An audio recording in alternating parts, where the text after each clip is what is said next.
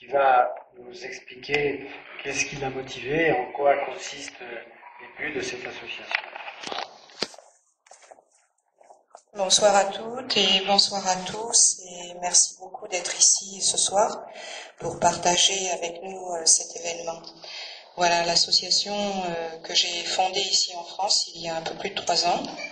C'est une association franco-mexicaine qui a été déclarée au Mexique l'année dernière aussi. Et qu'est-ce qui m'a poussée à créer cette association? Eh bien, ça fait plus de 6 ans que je vais au Mexique. Et j'ai vu beaucoup de misère là-bas et je suis très attirée aussi par la culture indienne. Donc, eh bien, toute la misère que j'ai vue là-bas, j'ai décidé de venir en aide à ces indigènes. Donc, mon association humanitaire est vraiment apporter une aide humanitaire et matérielle, bien sûr, aux indigènes, à tous les indigènes de la République du Mexique. Voilà.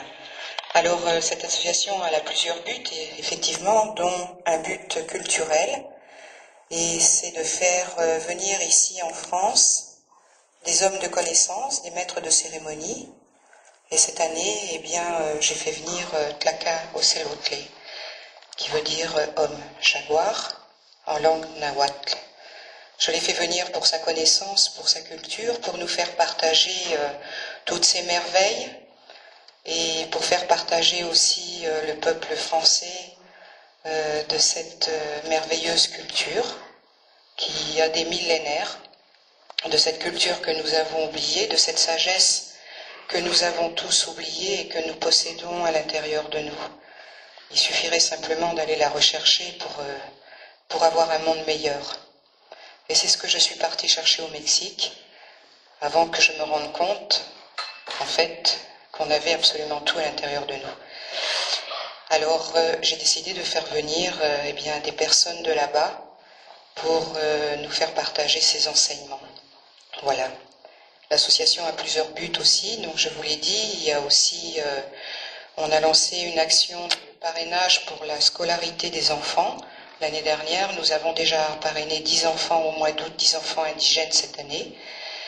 Et c'est un bien parce que, eh bien, ils apprennent dans ces écoles mexicaines la langue espagnole, et puis ils apprennent aussi à l'écrire, et ce qui permet à ces enfants de faire passer les messages dans leur communauté. Pourquoi? Eh bien parce que, par exemple, dans les communautés Huichol, parce que je travaille avec plusieurs ethnies dans le Mexique, les Indiens Huichol sont employés dans les champs de tabac, et normalement les produits toxiques qui sont passés sur les plants de tabac doivent être passés avec des combinaisons entières et des masques. Et comme ces Indiens ne savent pas parler espagnol ni le lire, eh bien ils passent ces produits toxiques sans protection. Et donc quelques mois après, eh bien ils ont des maladies dégénérescentes et puis ils meurent, parce que c'est comme ça que ça se passe. Donc pourquoi j'ai entamé une action de parrainage pour les enfants? Eh bien justement pour que ces enfants puissent apprendre l'espagnol et puissent faire passer le message dans les communautés. Voilà. Nous avons aussi ouvert une branche touristique, mais qui n'est pas un tourisme Paris-Cancun pour se faire dorer les doigts de pied au soleil, excusez-moi l'expression. La branche touristique est, je vais mettre entre guillemets, écotourisme. J'aime pas trop ce mot parce qu'il est à la mode, alors je l'appelle plutôt voyage découverte et arriver à l'essence du profond Mexique. Ce sont des circuits avec les indigènes et vraiment pour se rendre compte de comment vivent ces indigènes là-bas au Mexique qui sont totalement refoulés par le gouvernement. Voilà. Donc il y a beaucoup d'autres buts dans l'association, mais je vous engagerai plutôt à aller voir notre site internet, parce que là j'ai pas beaucoup de temps pour parler, et sur ce site vous aurez toutes les informations possibles, incroyables, imaginables, avec de belles images. Voilà. Donc évidemment, il y a des personnes qui ont acheté pas mal d'artisanat ce soir, et je les remercie tous. À savoir que tout l'artisanat qui est vendu sur notre étal à l'extérieur dans l'autre salle, tous les bénéfices que nous faisons de la vente de cet artisanat vont intégralement au compte de l'association pour l'aide aux indigènes. Nous ne prenons rien au passage. Nous achetons cet artisanat pour leur permettre de vivre parce que c'est leur seule source de revenus et intégralement nous reversons les bénéfices au compte de l'association. Voilà. Donc bien sûr, écoutez, si vous avez envie de faire quelque chose, des dons ou quoi que ce soit pour les parrainages, pour la scolarité des enfants ou pour un appui dans les projets de l'association, bien écoutez, vous êtes les bienvenus. Voilà. Donc je ne vais pas rester longtemps, je vais passer le micro à Tlacao Selotlé, en fait. Et est-ce que la personne est là pour... Non, la personne n'est pas là pour traduire, donc ah bon, d'accord, c'est parfait. Donc normalement c'est moi qui traduis l'homme jaguar en français, alors c'est parfait. Ce soir il devait y avoir un professeur d'espagnol qui devait traduire Tlacao Selotlé. Il n'est pas venu a priori, donc je vais traduire moi-même ce qu'il va dire dans ses conférences. Alors je dois quand même vous avertir de quelque chose parce que ce n'est pas facile pour moi parfois de traduire. Cet homme-là, cet Indien-là, parle et pense en langue indigène nahuatl, ce qui n'est pas évident pour nous.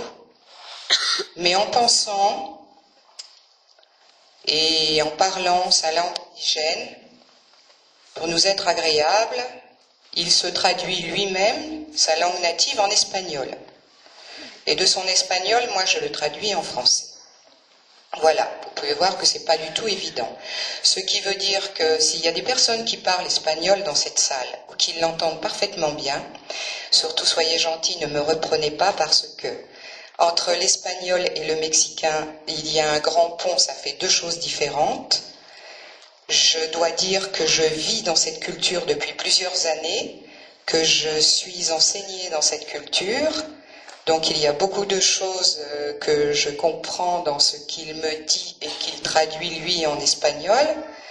Et parfois, les paroles qu'il me dit ne sont pas tout à fait exactes avec la phrase qu'il veut faire passer.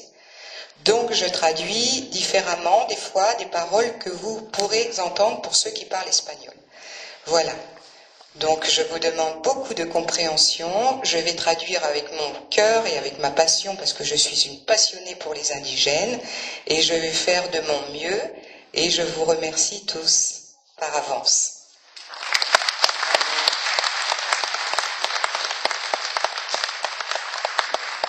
Alors juste une toute petite chose que j'ai oubliée.